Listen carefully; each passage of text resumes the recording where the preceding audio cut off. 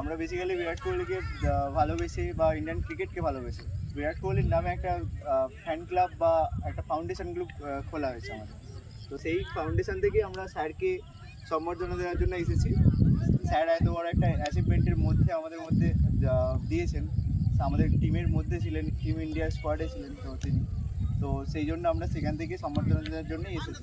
আমি খুব খুশি তোমরা এরকম এখনও পর্যন্ত যে বিশ্বকাপের সেই জয়, বিশ্ব চ্যাম্পিয়ন হওয়ার পর এখনও যে তোমরা সেই উৎসবের মধ্যে মাতোয়ারা হয়ে আছো, দেখে খুব প্রাউড ফিল করছি যে তোমাদের মতো এরকম স্বেচ্ছাসেবী বিরাট স্যারকে নিয়ে বা সমাজে কাজ করছো। তোমার এই ফ্যান গ্রুপ আরও অনেক এগিয়ে যায় মানুষের ঘরে ঘরে।